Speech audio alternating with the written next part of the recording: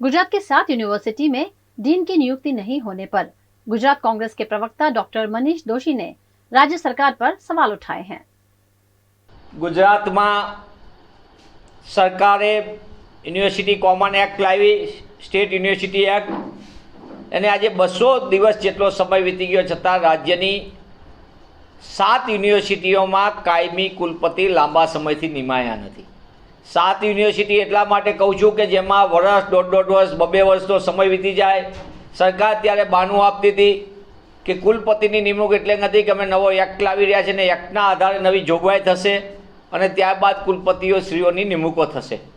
પણ નવા એક્ટને આવ્યાને 200 દિવસ વીતી ગયા છતાં પણ રાજ્યની મોટી મોટી યુનિવર્સિટીઓમાં કુલપતિની કાયમી નિમણૂકો કરી શકવામાં સરકાર નિષ્ફળ રહી છે, અથવા તો જાણી જોઈને સરકાર એમને પોતાની મનમરજી મુજબના કુલપતિના ઉમેદવારો મળતા નથી એટલા માટે આખો ખેલ ચાલી રહ્યો છે। ગુજરાતમાં 350 ગ્રાન્ટેડ કોલેજોમાંથી 200 કોલેજોમાં કાયમી આચાર્યો નથી।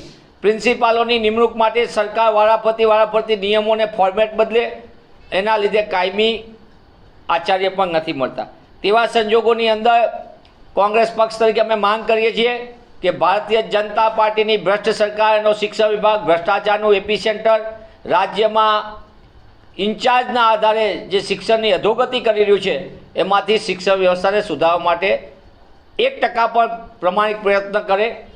ગુજરાતની શિક્ષણની અધોગતિ માટે ભાજપ સરકાર સીધી જવાબદાર છે।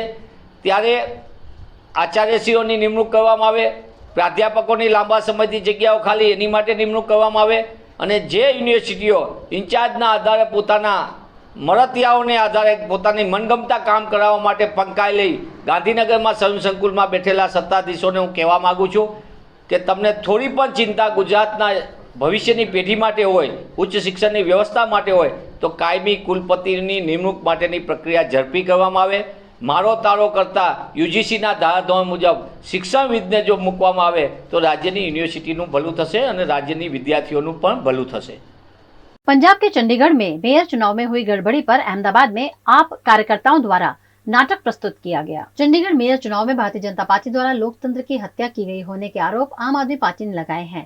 आम आदमी पार्टी ने एक वीडियो भी उजागर किया था जिसमें presiding officer on camera ballot paper के साथ छेड़छाड़ करता हुआ नजर आया, जिस पर सुप्रीम कोर्ट ने भी संज्ञान लेते हुए इसे लोकतंत्र की मजाक बताया था। इस मामले केस दर्ज करने की बात भी सीजेआई चंद्रचूड़ द्वारा की गई थी। चुनाव अधिकारी द्वारा की गई इस हरकत मामले गुजरात में जिला स्तर पर आम आदमी पार्टी द्वारा पूरी घटना को नाटक स्वरूप मीडिया के सामने पेश किया गया। भारतीय जनता पार्टी सेवा माटेनी पण फक्त सत्ताનું રાજકારણ રમવા માટે આ દેશમાં જે ધાંધલી મચાવી રહી છે તેનું ખૂબ મોટું ઉદાહરણ ચંદીગઢમાં હમણાં જ જોવા મળ્યું। સત્તાની હવસ માટે ભ્રષ્ટ ભાજપના લોકો કઈ હદ સુધી જઈ શકે છે તે આખા દેશે ચંદીગઢમાં તો જોયું, પણ દેશ માટે સર્વોચ્ચ ન્યાયાલય અને એના ન્યાયમૂર્તિશ્રીએ પણ કહ્યું કે આ લોકતંત્રની હત્યા થઈ છે, આ ચૂંટણીની મજાક થઈ છે। ચોખ્ખું દીવા જેવું દેખાય એવી રીતે 36માંથી મેન્ડેટ જે મળ્યું એ ક્લિયર 20 મતો મળ્યા, પરંતુ પ્રિસાઇડિંગ ઓફિસર કે જે ભાજપના દલાલ હોવાનું સ્પષ્ટ દેખાઈ આવતું હતું તેમણે કોઈ પણ જાણીતા કારણ વગર 8 મતો ઇનવેલિડ કર્યા અને યેનકેન પ્રમાણે જે પ્રમાણે એને સૂચના આપવામાં આવી હતી એ રીતે જરૂરી મતોને ઇનવેલિડ કરી અને ભાજપના વ્યક્તિને મેયર તરીકે બેસાડવામાં જે ભૂમિકા ભજવી છે તે ખરેખર લોકતંત્રને પ્રજાતંત્રના સેવક તરીકે નહીં પણ ભાજપના દલાલ તરીકેની પ્રિસાઇડિંગ ઓફિસરની ભૂમિકા સ્પષ્ટ થઈ છે। મિત્રો, આમ આદમી પાર્ટી એ સંઘર્ષ અને ઈમાનદારીની પાર્ટી છે। ન્યાયાલયે પણ તેને બિરદાવી છે। ત્યારે અમારે આ એક મેસેજ એટલા માટે આપવો છે કે ફક્ત એક શહેરના મેયરની ચૂંટણીમાં પણ જો આ લોકો આ હદે જઈ શકે છે તો આવનારા દેશોમાં લોકસભાની ચૂંટણી આવનારી છે। આ દેશનું નેતૃત્વ કઈ રીતે આગળ વધશે અને શું નહીં કરી શકે આ ભ્રષ્ટ ભાજપના લોકો એ जनताए विचारवा जेवुं छे। गुजरात के अहमदाबाद में फिर एक बार भोजन में से कीड़ा निकलने का वीडियो वायरल हुआ है। अहमदाबाद में आए दिन खाने की चीजों में कीड़े निकलने की खबरें सामने आती रहती हैं।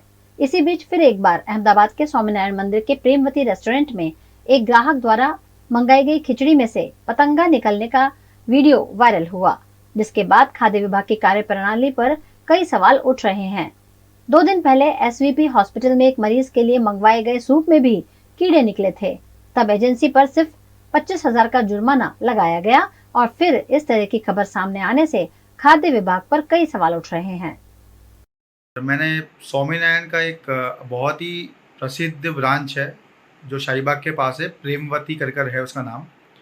तो मैंने वहाँ से कुछ चीज़ें ऑर्डर करी, जैसे एक खिचड़ी ऑर्डर की थी, फिर एक मोरैया की खिचड़ी थी वो ऑर्डर की थी, और एक फरारी भेल ऑर्डर किया था मैंने। जिसमें से मैंने देखा कि जब मैं खा रहा था ये खाना, तब मुझे उसके अंदर एक मरा हुआ एक कीड़ा मिला उसमें से, जिसका मैंने वीडियो भी उतार लिया है और फ़ोटो भी पा रहा है और उस बंदे को इन्फॉर्म भी किया। उस टाइम पे मुझे ऐसा लगा कि मुझे ठीक है, हो गया होगा, बट बाद में मुझे रियलाइज़ हुआ कि नहीं, इसकी कंप्लेंट मुझे करनी चाहिए। अहमदाबाद के मिल्लत नगर में ड्रेनेज और पानी की समस्या से लोग जूझ रहे हैं, जिसके चलते उन्होंने हंगामा मचा दिया। अहमदाबाद के मणिनगर के मिल्लत नगर में पिछले 2 महीने से ड्रेनेज और पानी की समस्या से स्थानीय परेशान हैं, जिसके चलते 100 से ज्यादा स्थानीय मणिनगर स्थित दक्षिण जोन ऑफिस पहुंचे और जमकर हंगामा किया।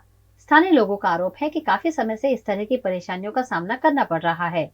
कई बार शिकायत दर्ज करने के बावजूद कॉरपोरेशन द्वारा कोई समाधान न मिलने पर और समाधान होने से पहले ही शिकायत बंद कर देने की वजह से लोगों में आक्रोश देखा गया। અમારે ત્યાં છેલ્લા કેટલાક મહિનાઓથી ગટર લાઈન ભરેલી છે, કમ્પ્લેન ચાલુ થાય છે, એ લોકો ક્લોઝ કરે છે, કમ્પ્લેનમાં લખે છે કે સાફ થઈ ગઈ છે, પણ કંઈ કામ થતો નથી। કોર્પોરેશને કોન્ટ્રાક્ટ લીલા લેર કરે છે અને મિલતનગરના લોકો ગટરના પાણીમાં જીવે છે।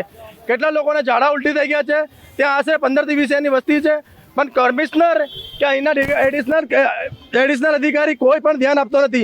વારંવાર રજૂઆત કરતા પણ આ લોકો નીંદમાં ઊંઘે છે। એ લોકોને એવું છે કે બીજેપી રાજ છે, અમને કોઈ કહેવા વાળો નથી। આજે પબ્લિક પોતાના રીતે સડક ઉપર ઉતરી ગઈ છે અને પબ્લિક લડી લેના મૂડમાં છે।